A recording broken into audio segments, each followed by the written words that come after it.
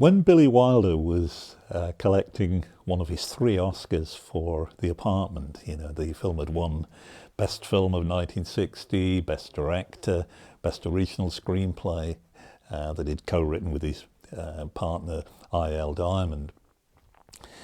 And I think Wilder actually was the first individual ever in Hollywood history to win 3 individual Oscars.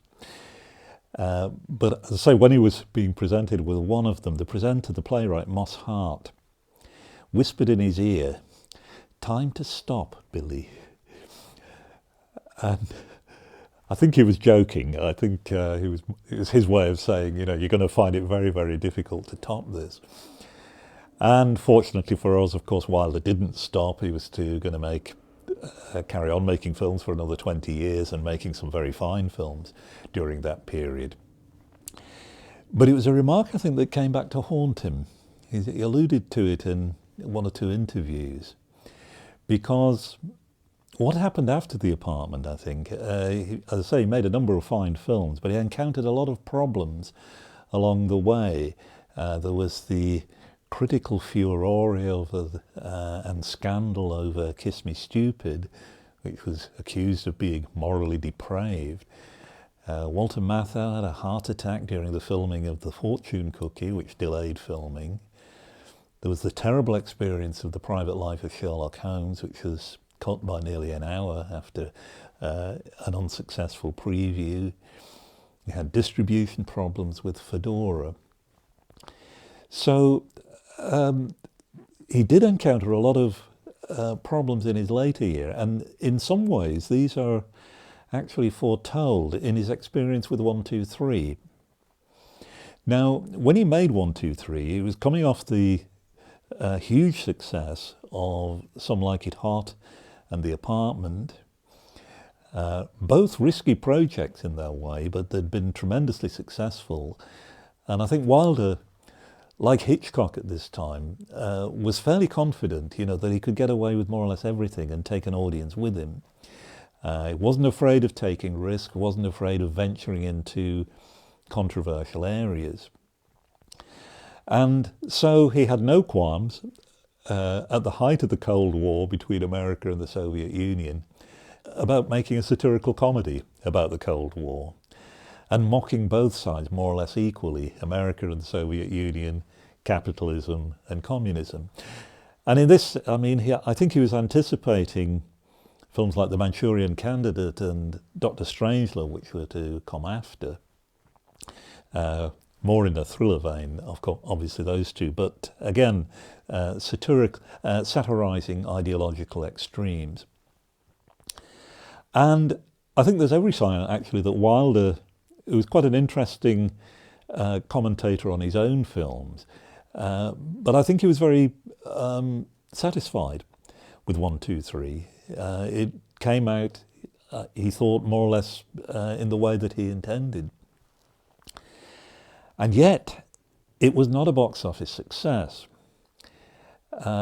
I.L. Diamond thought that it was just the victim of very unfortunate timing. When the film was being made, the Berlin Wall went up, separating East and West, so that when the film came out and people were actually being killed trying to get into the West, he thought that audiences no longer found this subject funny, or they thought it was quite questionable.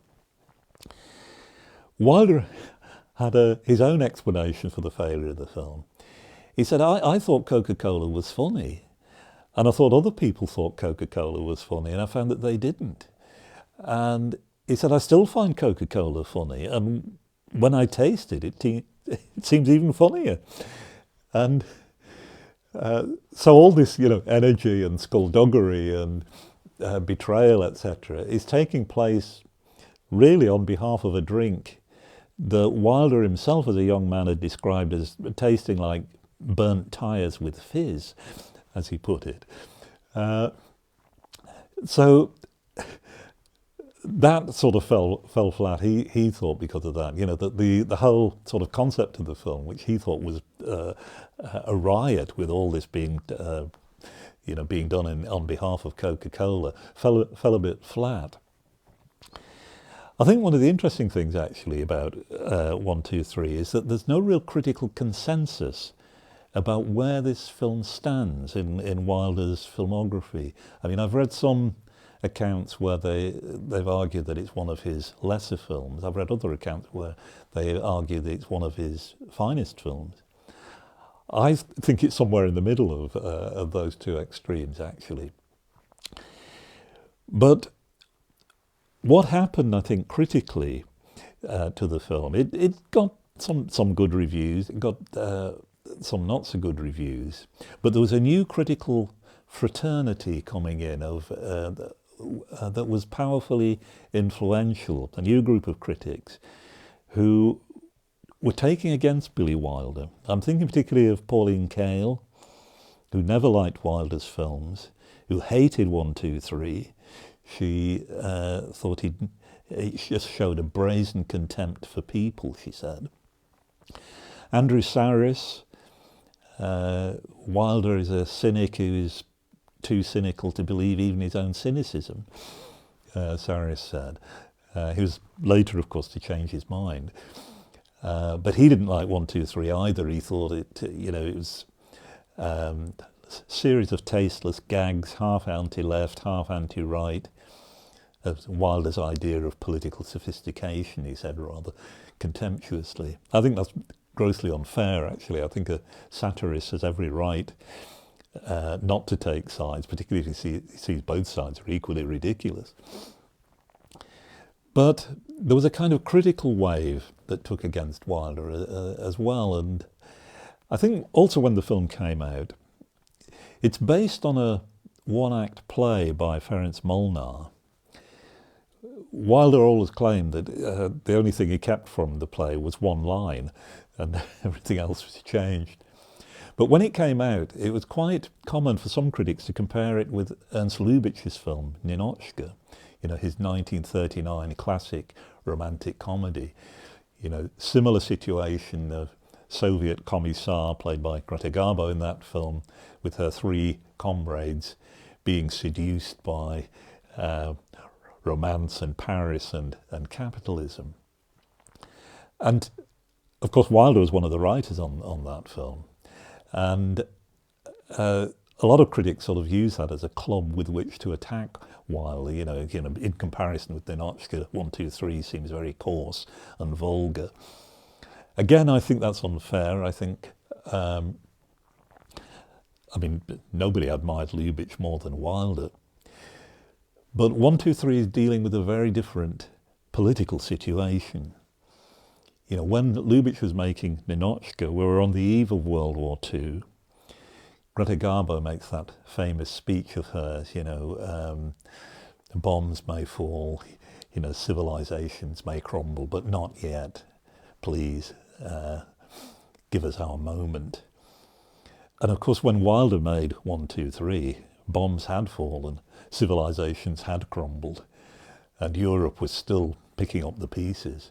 So he's actually, if it's, coarser and blacker, it's because the situation has changed. I think it has an interesting relationship to a number of other Wilder films that preceded 123. Shortly after the end of World War II, he made A Foreign Affair, which was also set in Berlin, which is a kind of black market comedy with the occupying Americans as opportunistic and pragmatic as the Berliners who were struggling to survive. And physically it's quite interesting to compare what you see of the ruins of Berlin in that film and the changes that are being made by the time of 123. A lot of the changes, of course, actually furnished by the influx of American dollars. He made a curious musical comedy as well, The Emperor Waltz, before A Foreign Affair. Very interesting film, I've always thought, Emperor Waltz. He tended to be very dismissive of it, and critics have tended to be very dismissive of it. But it's set in turn of the century Vienna, so it sort of alludes to Wilder's own background.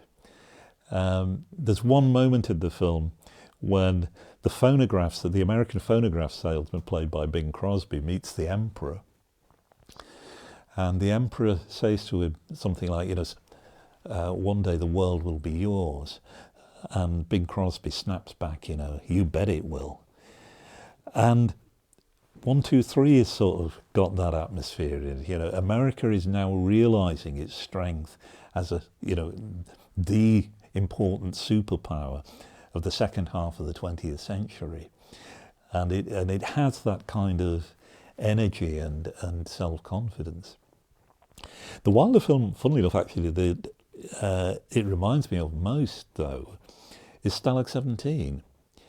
It's like Stalag 17 Inside Out, I think. Stalag 17, which is, I think, a grossly misunderstood Wilder film, really. But I think Stalag 17 is basically a black comedy masquerading as a war film. I think 123 is basically a war film, albeit a Cold War film, masquerading as a black comedy. But they have the same kind of structure. There is the mission that the Cagney hero has in 123 to convert the young communist into a good capitalist for his employer. They've got to cross enemy lines. There's capture and arrest. There's even torture in comparison.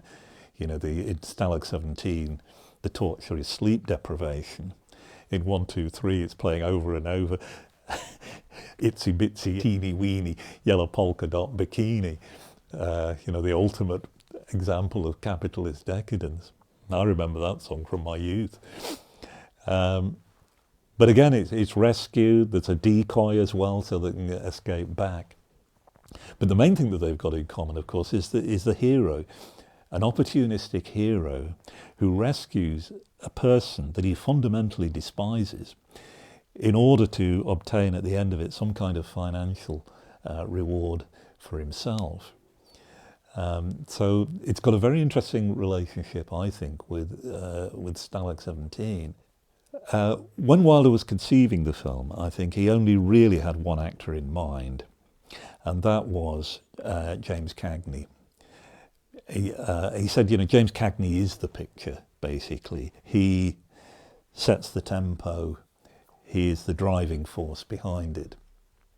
And I think Cagney was essential to the film because Wilder very cleverly exploits a kind of ambivalence in Cagney's screen persona.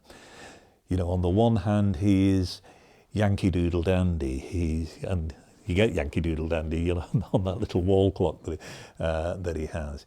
Somebody who embodies American patriotism. But on the other hand, of course, he is the archetypal prohibition gangster from Public Enemy. And it's, I think Wilder would have been tickled by the idea, that Cagney in the 1930s was selling all this illegal liquor in a particularly kind of brutal way. By the beginning of the 1960s, he's the head of Coca-Cola, of this soft drinks manufacturer, whose methods, though, are still very similar. And it's interesting, actually, that there's a lot of gangster imagery in 123. There's one moment, for example, when I think he threatens the Otto Piffel character, played by Horst Buchholz, with a grapefruit. And of course, that's an allusion to a famous moment in Public Enemy when Cagney did the same with May Clark. There's another moment where his plans seem to be foundering, and he quotes Edward G. Robinson's last line in Little Caesar, Mother of Mercy, is this the end of Rico? So Cagney, I think, is essential from the point of view of the associations of his screen persona. But also Cagney is this ball of energy, is this ball of dynamism. And he wanted that particularly in the film. I mean, one of the things that he wanted above all in 123 was speed. He wanted to make this the fastest comedy on record, practically. Partly because he was tired of European films like L'Avventura being praised because of their slowness, and he was, reacting against that. But it's part of this kind of energy that he wanted to get into the film. And Cagney, of course, is ideal because he can deliver dialogue as if he's firing a machine gun. And it's exactly that Wilder wanted. And it created enormous problems for Cagney, I think. He certainly didn't enjoy making the film. To all intents and purposes, this is Cagney's farewell film, his retirement. I know he makes a token appearance in Milos Forman's Ragtime, I think 20 years later. But this is basically his farewell, because there was one scene with Otto Piffle's Taylor that required 52 takes. Because Wilder, of course, was famously, you had to be word perfect for a Wilder screenplay. You couldn't deviate in any way, whatever. And that's fine, but it's very difficult if you're belting it out at the equivalent of 140 miles an hour. And I think Cagney had great difficulty with that. But again, I think this is essential as part of the film. It's part of the idea that this is a character who never pauses, who never looks back, who is driving forward, and who, in this sense, I think is meant to be representative of America. I love the detail, for example, of his platform shoes. When he goes into work in his platform shoes, his wife knows he's having an affair with his secretary. But it's also a detail that seems to indicate, his elevated sense of his own importance.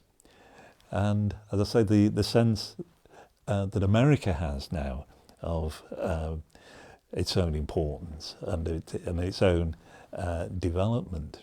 So speed, I think, is very important for that point of view. I think Wilder also intended it to be part of the comedy of the film. Wisecracks are coming at the rate of, 3 or 4 a minute. If you miss one, there's another one coming up behind you. There are some incredible visual gags. My favourite is when they're roaring into the airport to meet McNamara's boss, and he's going to introduce him to his son-in-law. But they've got this limousine, and they've got to pretend Otto Piffle is some kind of got this aristocratic background. So the painter is painting a coat of arms on the side of a limousine, upside down, hanging out of the window, while the limousine is tearing towards the airport. There's some great visual gags. There's some great musical gags as well in the film, which are very typical of Wilder. It's his first collaboration with Andrei Previn. Previn was going to do 4 films with Wilder, and all his scores for Wilder, I think, are very good. But the tempo is set by his use of Khachaturian's sabre dance. He quotes Wagner at one stage. As I say, there's the itsy bitsy teeny weeny yellow polka dot bikini. There's a lovely scene, I think, in an East Berlin meeting place where the band leader is singing "Yes, We Have No Bananas" in German. And the band leader, incidentally, is played by Friedrich Hollander, who was another refugee from Nazi Germany, wrote songs for Marlene Dietrich and had worked with Wilder, I think, on A Foreign Affair and Sabrina. So there are a lot of good musical jokes as well. But I think the main source of the humour actually has to do with national stereotypes. The Cagney is the ultimate, well, he's called the ugly American at one stage. As I say, this driving force, absolutely ruthless, quite prepared to sacrifice his marriage on the altar of his own ambition. The Russians, of course, are this sort of stolid, dour collection of individuals. But in some ways, most interesting are the Germans. The way he characterises the Germans as these militaristic, almost over-disciplined race. He can't get them to stop clicking their heels when he goes into his office. And when he starts asking his assistant Schlemmer beautiful performance by Hans Lothar, I think, in that, about his background. He says, I suppose you didn't have anything to do with the war, you know, anything to do with Adolf Hitler. And Steiner says, Adolf who? And you have to keep reminding yourself while you're watching this, you know, this is a film by an Austrian Jew, Wilder, who had left Berlin in a hurry when Hitler came to power, who lost members of his family at Auschwitz. And it's almost as if, you know, he feels this gives him the right to ridicule these people.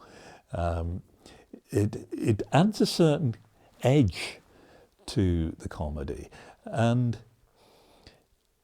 it does make you sort of bridle a little bit. You know, you're a bit startled when his wife starts referring to him, for example, more than once, as Mein Führer.